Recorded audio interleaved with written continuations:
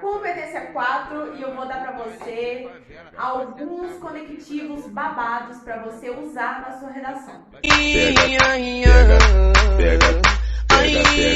Bom, galerinha, seguinte, olha, os conectivos, eles são indispensáveis na nossa redação, porque eles fazem a ligação das nossas ideias, né? Então, a gente precisa trazer conectivos em todo o nosso texto.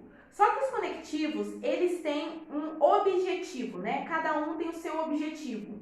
Se você estiver concluindo uma ideia, você tem que usar um tipo de conectivo. Se você estiver adicionando uma ideia, você tem que usar um tipo de conectivo. Se você vai enfatizar uma ideia, tem que usar outro tipo de conectivo. Mas a gente precisa usar conectivos em toda a nossa redação, tá? A gente lista mais ou menos uma média de uns 27 conectivos usados no texto todo. Uma redação de 30 linhas, mais ou menos uns 25 conectivos usados. Por quê? O ideal é que você coloque um conectivo a cada ponto continuativo. Então é o seguinte, começou a escrever a sua frase, né? Por exemplo, na introdução, ponto. Isso é um ponto final continuativo, porque vai ter uma frase que continua, certo? Antes desse ponto tem que vir um conectivo. Continua a frase, ponto, mais um conectivo. Continua a frase, ponto, mais um conectivo. Os conectivos têm que ser usados em todos os momentos do seu texto, beleza? Inclusive, eles têm uma competência inteira para poder julgar o uso desses conectivos, que é a competência 4, né? E dentro dessa competência ainda tem algumas regras. Por exemplo, você precisa usar pelo menos 3 operadores argumentativos. 2 fora do parágrafo, interparágrafo, na verdade, no começo do parágrafo, né? E um intraparágrafo, que é dentro do parágrafo, tá? Mas vamos lá para a minha lista dos melhores conectivos para você usar na redação toda, bora? Bem, vou começar com os conectivos de adição ou de ênfase, tá? Quando você quer enfatizar alguma coisa. Os que eu mais uso é com efeito, né? Então, quando eu estou falando alguma frase, afirmando alguma coisa, e aí eu quero dar mais força para essa ideia que eu estou trazendo. Eu quero enfatizar mais. Com efeito, ou então nesse sentido, nesse viés, nessa perspectiva, nesse contexto, a esse respeito, sob essa análise, sob essa ótica, à vista disso.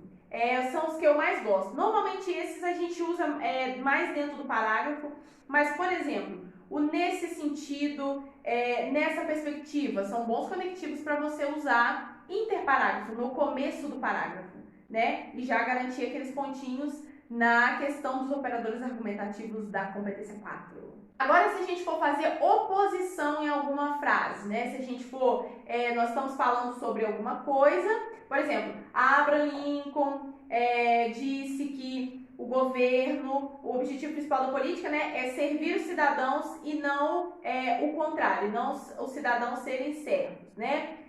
Entretanto, no entanto, contudo, todavia, ocorre que o Brasil blá blá blá blá blá, ou seja, fazer uma oposição com o que foi citado e com o que vai ser falado. Então, posto que, entretanto, no entanto, porém, contudo, todavia, ocorre que, por exemplo, são bons conectivos para você usar para fazer oposição de ideias. Agora, se a gente quiser concluir a nossa redação, então tá com dúvida de conectivos para você concluir, não só concluir na conclusão, mas concluir todo o ponto de vista que você colocar lá dentro, tá? Então, frases finais, por exemplo, o nosso desfecho crítico em cada desenvolvimento é uma conclusão, né? É uma forma de concluir, porque todo parágrafo, introdução, desenvolvimento 1, desenvolvimento 2 e conclusão, também tem introdução, desenvolvimento e conclusão.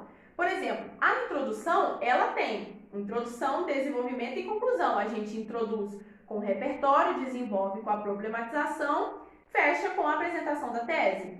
No desenvolvimento, a gente introduz com o nosso tópico frasal, desenvolve com o repertório e o desdobramento desse repertório e fecha com o desfecho crítico. Então, todo parágrafo, a gente tem a nossa macroestrutura, que é a introdução, desenvolvimento e conclusão, e a microestrutura, que é as estruturas pequenas de cada parágrafo, introdução, desenvolvimento e conclusão.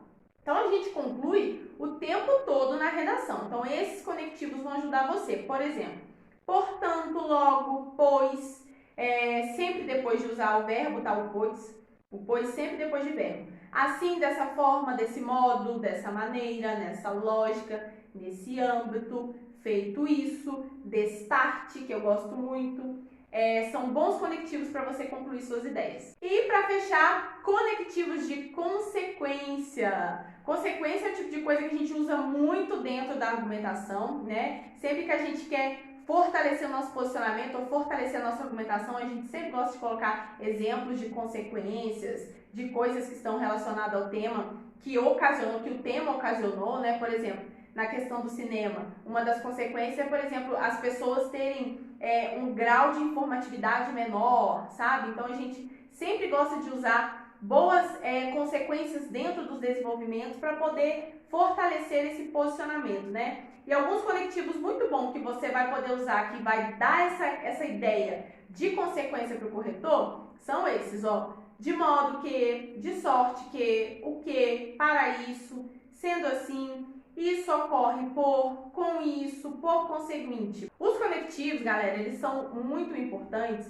porque a redação, ela tem que sempre mostrar exatamente o lugar que você quer que ela esteja, sabe? Então, o corretor, ele não pode ficar tentando interpretar o seu tema lá profundamente, o seu tema no seu texto lá profundamente, né? Ele precisa, de fato, saber exatamente o que você quis dizer, o que você quis falar, onde você está ali na redação. Então, os conectivos, eles funcionam como se fossem setas para mostrar para o corretor que lugar que você está, o que é que você quer falar agora. Quando você utiliza um conectivo de consequência, você está mostrando para o corretor que você está citando consequências, você está na parte argumentativa. Se você cita um conectivo de conclusão, o conector entende que você está concluindo uma ideia.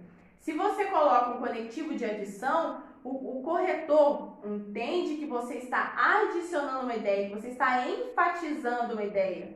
Então, os conectivos, eles são extremamente importantes para mostrar para o corretor exatamente, para ajudar, né? A mostrar para o corretor exatamente aquilo que você quis dizer, aquilo que você quer falar e qual momento da redação que você está. Então, você não pode, sob nenhuma hipótese, deixar de usar conectivos. E como eu já disse para você no início da aula, não deixe nenhum ponto continuativo sem conectivo, tá? Faça o esforço de colocar conectivos em todos. Eu dei vários para você nessa aula, é só você memorizar alguns. Tenho certeza que são conectivos que você já usa, mas faça um esforço de colocar um conectivo a cada ponto continuativo. Dar um ponto continuativo e começar uma nova ideia sem colocar um conectivo para ligar aquela ideia passada e para mostrar para o corretor exatamente o que é que você vai fazer nesse novo período, é muito arriscado.